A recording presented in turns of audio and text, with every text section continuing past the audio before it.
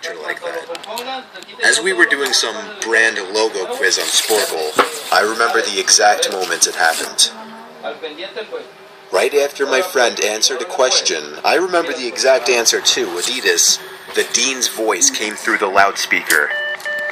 He sounded panicked and frantic as he told all the teachers this was not a drill and to go into lockdown.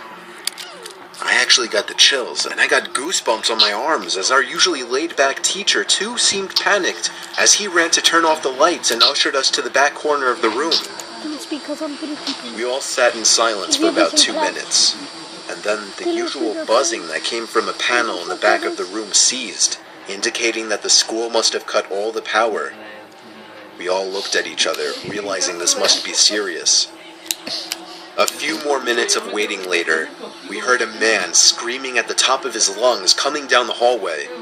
2 girls in the class actually started crying, which made all of us even more scared.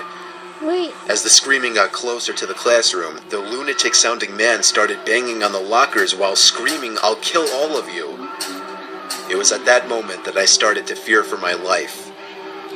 My teacher shushed us as we all looked at each other to see our peers' reactions. The banging then moved from the lockers to our classroom door. And that's when one of the crying girls screamed no. The banging on the door only grew worse as the man started screaming, "Open up." 2 of the girls in the class were crying out loud now. It felt like an eternity that man was pounding at the door. But eventually, he finally continued down the hallway, screaming like a mentally insane person, until we could not hear him anymore. I'd say 10 minutes later, though it felt like half an hour given the situation, the dean came back on the loudspeaker explaining the situation, which was surprising for him to do.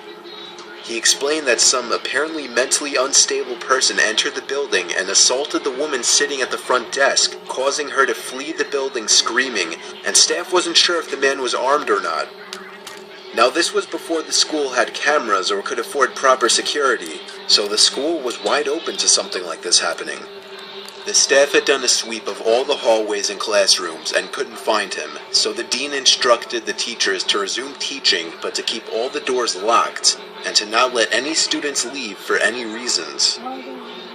The most disturbing part, however, is that one of the janitors working the night shift found the man sleeping in one of the storage closets near the back end of the school, and according to rumors that were spread by my peers, sticking out of his pocket was a .44 Magnum.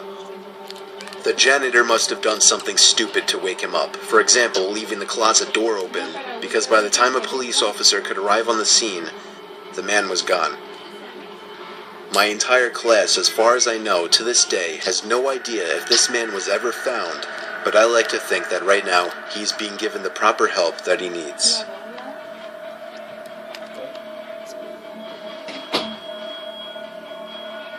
What?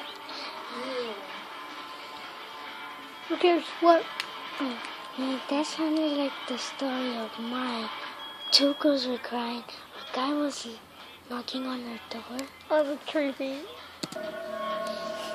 What if you got your story? My school has 2 lunch periods. First lunch period is for all 6th graders and some 7th graders.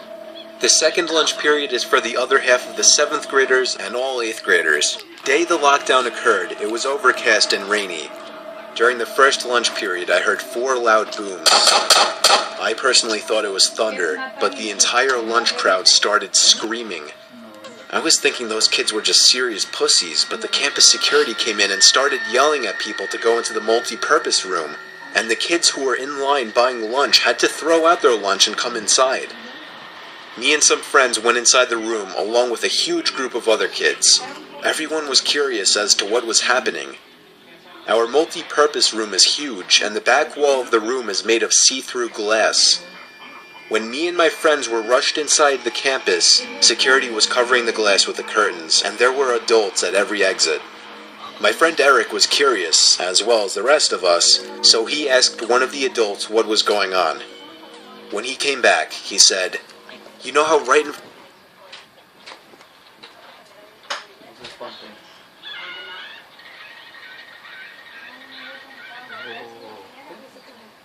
front of TMS there's those houses?" I replied, "Yeah."